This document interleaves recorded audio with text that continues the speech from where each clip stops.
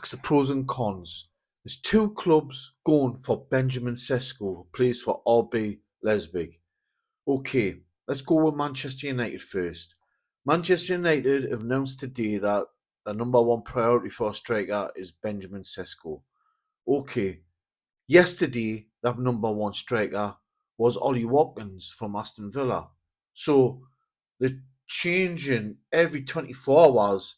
Do you know what I mean? They're trying to up the price, I think. I think they're not even interested in Benjamin Sesko, and they really want Ollie Watkins. Because my inside information telling us is that Ruben Almiron, the manager of Man U, wants Ollie Watkins. And who wouldn't, basically? He's 30 though. You know what I mean? It's not a negative, but, compared to Benjamin Sesko, he's 22. Different types of players, but they both can score goals and assist, all day. Benjamin Sesko hasn't got game time or is not a proven Premiership goal scorer. On the other hand, Ollie Watkins is. Okay, so now that means they've changed from Ollie Watkins yesterday now to Benjamin Sesko. Right. Man United haven't got Champions League football. They finished 15th or something like that, 14th, 15th. Okay, that team's mid. They still have got the pull slightly, but after all the field players that's been there, it's like 9 times out of 10. Every 10 players are saying is 8 or 9 that's field. Let's be honest. And that team is mid.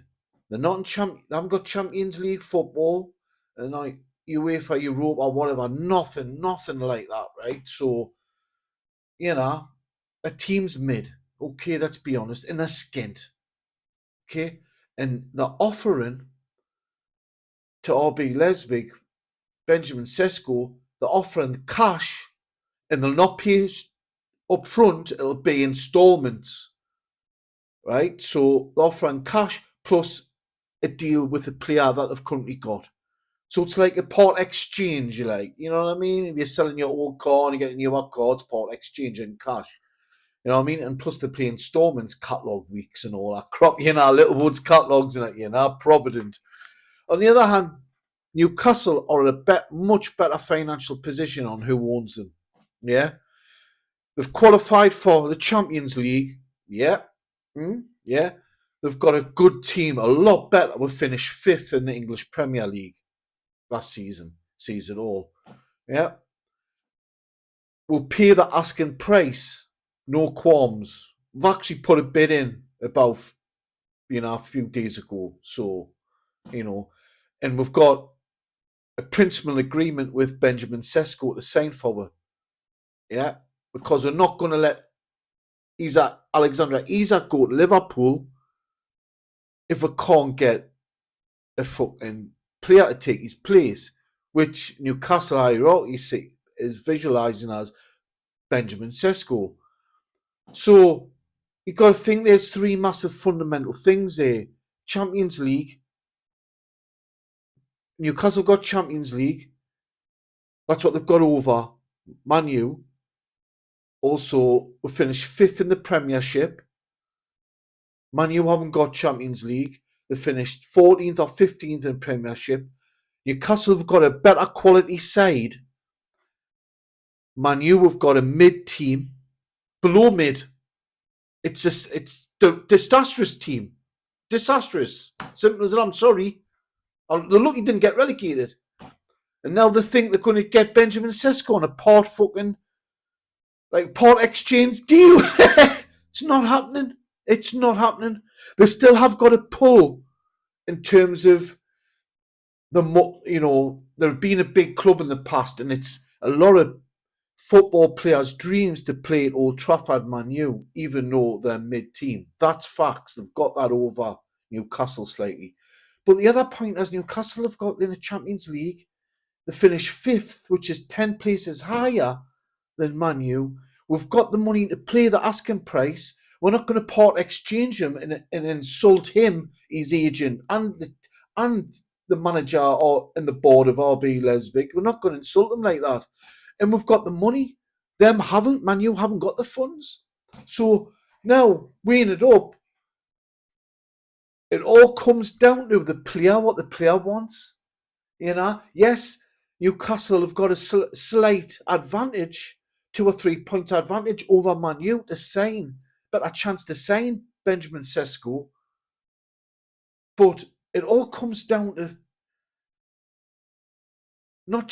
it comes down to Benjamin Sesko, what he wants. Does he want to play up north in Newcastle? Yes, Manchester's 2 hours drive away, but sometimes the geography of it where Newcastle is based, some players don't want to go up north. They don't. They think it's like a third world country, but it's not. It's a beautiful country. I'd rather play in Newcastle than London and that than Manchester. Seen the state of the places now. You know what I'm saying? You know what I mean? No, you know what I mean? But yeah, so that's the pros and cons.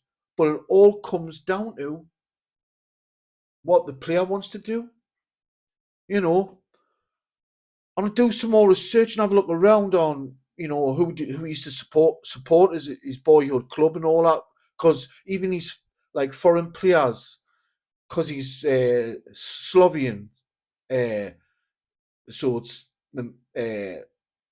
that's not far from Ukraine, I believe. A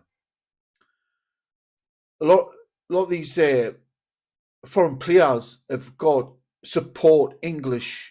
They've always they support their local team, and they've always support an English club as well. And a lot of them would say that Man U or Liverpool. It always has been that way. Even like I'm 53. I was been into football since I was 8 years old, younger. So it's always been that way with players, the big players and foreign players coming in the English Premier League. Like used to, Liverpool dominated in the 70s, Man U dominated in the 90s, early 2000s. You know what I mean? Newcastle haven't dominated. Not they're not like I'm not saying it's big. That's not where I'm using. It's just like well renowned. You know what I mean? So because Liverpool's had some fucking superstars playing for them, and I'm not on about for the past 10 years. I'm on about like the 70s, 60s, the 80s, the 90s. You know what I mean? Man U the same. So when Man U got great in the 80s, 90s to early 2000s. So yeah, that's the advantage Man U have got over Newcastle. But Newcastle, I think, I'm not being biased because I am a Newcastle United supporter all my life. I'm not being biased. They've got a more of an advantage of, getting Benjamin Sesko. But it all boils down to the money. What's offered the most? Sometimes it is, sometimes it isn't. Like for example, Newcastle could offer 80 million. Man U could offer 70 million, you know what I mean, or 50 million in a player that's worth 40 million or 50 million. Do you know what I mean? Just because you're offering the most doesn't mean you're going to get that player. It ultimately comes down to the player who he wants to play for. Now, if he wants to play in Champions League football, he's coming to us because Man U haven't got it. Now, if Man U would have won that final, I might have even says in this video that Benjamin says he's going to pick Man U over Newcastle, but now he's picking Newcastle. If he's got any sense in terms of his career, but he's only 22 and he's young. But, he's going to have people around him in his years, He may get offer more wages and that there. I don't know. Maybe down to money or before his career and aspirations. But, it's going to be a close running. But like I say, do they really want Benjamin Sesko? Because they wanted Ollie Watkins fucking yesterday. I think it's bullshit. I think he's going to go to Newcastle, and so Newcastle's offered him on him. That Ormenstein guy, he's just waffling loads of shit as well. Maybe it's him that wants him, not the manager. Let the manager pick the fucking players. You know what I mean?